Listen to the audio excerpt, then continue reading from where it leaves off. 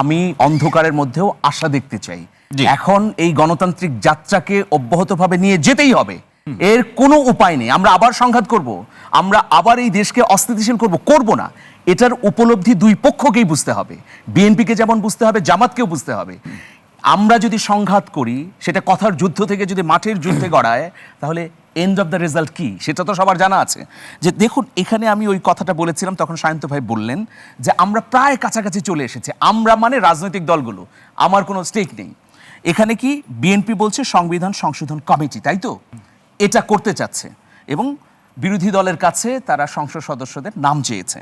জি, আমি যতটা জেনেছি জামাতের আমির মানে বিরোধী দলীয় নেতা, তিনি বললেন এখন স্ট্যান্ডটা কি, যে সংবিধান সংশোধনের জায়গায় যদি সংস্কারটা লিখেন তাহলে সমস্যা নেই। মানে তিনি চাইলেন সংবিধান সংস্কার কমিটি হলে হবে। কমিশন আর কমিটি নিয়ে আগে যে দ্বন্দ্ব ছিল, এটা প্রায় মিটে গেছে। আমি মনে করি যে দুই দল আবার বসলে এগুলো হয়ে যাবে। এইখানে দুজন মাননীয় সংসদ সদস্য আছেন, তারা যখন ওয়ার্কিং কমিটিতে বসবেন এগুলো অনেক আলোচনা হবে, যুদ্ধ হবে। কিন্তু বাবুলবার একটা প্রশ্ন ছিল যে ধরুন সংশোধন কমিটি বাদ দিয়ে সংস্কার কমিটি লিখলো, এই সংস্কার কমিটি কি করবে? সংবিধান তো সংশোধন করবে। কাজ এক নিঃসন্দেহে, মানে মূল বিষয়টা হলো যে কোন বিষয়ে আপনি সংশোধন করছেন। আপনি যদি নাম দিয়ে রাখলেন সংশোধনটা ঠিক হলো না, তাহলে হবে না। এখানে আমাদের একটা জেনারেল কনসেপ্ট পারসেপশন হচ্ছে, বা আমি বাংলা স্টুডেন্ট সেই হিসেবে সংস্কারটাকে একটু ওজনদার মনে করা হয়। আবার যখন সংশোধন বা পরিমার্জন বলেন, কম, তুলনামূলক কম, কিন্তু এগুলো সিনোনিমি, কাছাকাছি। আপনি দেখেন, আমরা শহীদ বলি না যে শহীদ হয়েছে। এখন কোন মৌলভী বলেন যে হিন্দুরা কেন, না আমার কথাটা শেষ করতে দেন, হিন্দুরা কেন শহীদ শব্দ ইউজ করবে? এই জন্য পশ্চিমবঙ্গের শুভেন্দু অধিকারী কি করেছে জানেন? তারা এখন বলছে আত্মবলিদানকারী, বুঝেছেন তো?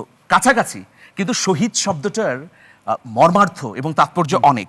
আপনি এখানে শরীফ ভাই যেটা বললেন, শহীদের কথা সেভাবে উঠে আসছে না। সর্বশেষ আমাদের স্পিকার ঐতিহাসিক একটা মন্তব্য করেছেন, এবং এই সংসদের 3 মাসের পারফরমেন্স যদি আমরা বিবেচনা করি, আমাদের স্পিকারকে 100-তে 100 মার্ক দিতে হবে। এই ধরনের স্পিকার আমরা মুক্তিযুদ্ধের পরে তো দেখিনি। মুক্তিযুদ্ধের আগে স্পিকার শাহেদ আলীকে পিটিয়ে মেরে ফেলা হয়েছে, সেই হিস্ট্রিও আছে। দেখুন কি বললেন। না, কিন্তু সরকারের, সেটা স্পিকারের পারফরমেন্স যেমন দেখছেন, সরকারের পারফরমেন্সে তো জামাত এনসিপি তুষ্ট না। তারা তো সরকারের পারফরম্যান্সে এখানে না তুষ্ট হলে সেটা ভালো কাজগুলোর যে উল্লেখ করা, সেই জায়গাটাও কি দেখছেন?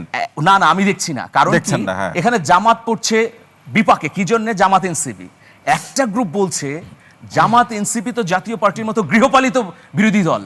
এখন জামাত বিভিন্ন জায়গায় এই জন্য কিন্তু শক্ত বিরোধিতাও করছে। এটা কেন বলছে? আচ্ছা, জামাত এনসিপি যদি সেই আওয়ামী লীগের মতো 1991 থেকে 96 পর্যন্ত 152 দিন বা 53 দিন যদি হরতাল করে, বাংলাদেশের জন্য ভালো হবে না তো? অন্যদিকে সরকারি দল যদি জামাতের উপর খড়গহস্ত হয়, তাহলে সেটাও ভালো হবে না। আমরা ওইসব উস্কানিতে যেতে চাই না।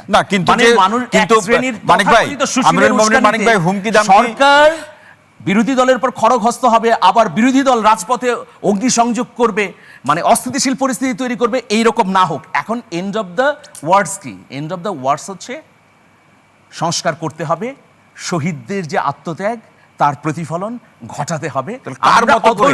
সংস্কারটা করতে হবে কার মতো করে? কার মতো করে মানে শহীদরা যেভাবে চেয়েছে, দেয়ালে দেয়ালে যেভাবে লিখে রেখেছে, শহীদরা দেয়ালে দেয়ালে লিখেছে না? ওইটা তো এক ধরনের ভোট। আমি একটা ঘটনা দিয়ে শেষ করি। জি বলুন ভাই, একটা ঘটনা দিয়ে শেষ করি। বিএনপি 20 বছর পরে ক্ষমতায় এসেছে, 2006-এর পরে 26 এসেছে। 20 বছর অনেক বেশি। বিএনপির একটা বড় দল, একটা বাংলাদেশে প্রতিষ্ঠিত দল, তাকেও শিক্ষা নিতে হবে। অন্যদিকে জামাত ইতিহাসের সেরা ফলাফল করেছে এইবার মুক্তিযুদ্ধের পরে। সুতরাং আবেগে কোনো পক্ষই যদি আগুনে ঘি ঢেলে দেয়, আগে পরে মিলিয়ে ঘি ঢেলে দেয়, তাহলে ঠিক হবে না। একটা জিনিস দুই পক্ষকেই মনে রাখতে হবে। আমি যেহেতু সাধারণ মানুষের হয়ে কথা বলছি, একটা জিনিস, একটা ঘটনা বলি।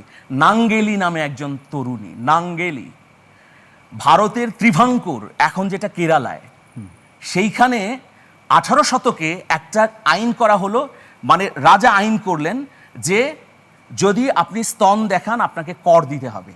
মানে স্তন যদি আপনি ঢেকে রাখেন তাহলে আপনাকে কর দিতে হবে, তো আর যদি খোলা রাখেন আপনাকে কর দিতে হবে না। সেই নাঙ্গেলি প্রতিবাদী তরুণী কি করেছিলেন জানেন? যখন একদিন তার এই ব্রা পরার কারণে, অন্তর্বাস পরার কারণে রাজার লোকজন তার কাছ থেকে কর নিতে আসলো, তখন তিনি ঘরে দৌড়ে ঢুকে গেলেন, ঢুকে কাঁচি দিয়ে স্তন দুটো কেটে একটা প্লেটের মধ্যে এনে সেই রাজার নিপীড়ক সেই কর গ্রহীতার কাছে দিলেন, এটির যে একটা এই চলচ্চিত্রও হচ্ছে আছে। আমার স্তন, আমি কর দেব না, স্তন নেন। মানুষের ক্ষোভ কিভাবে জ্বলে উঠে আমরা 24-এ দেখেছি।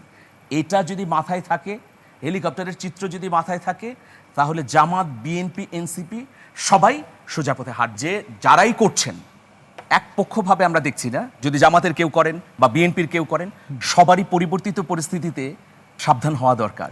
এখানে সবাই নির্যাতিত, এখানে বাবুল ভাই, দেশ বা আমাদের, এখানে- গণতন্ত্র আমাদের, তাই মানুষের না? কল্যাণ নিশ্চিত এই করতে যে হবে আমাদের। শব্দ সংস্কৃতির জি। ছোবল, সেটা থেকে নিজেদের রক্ষা করা উচিত রাজনীতিকদের। আমরা যা দেখছি তা আসলে কাম্য না। অসংখ্য ধন্যবাদ এখন আতিক ভাই। পর্যন্ত অনেক সহনশীল রাজনীতি হচ্ছে।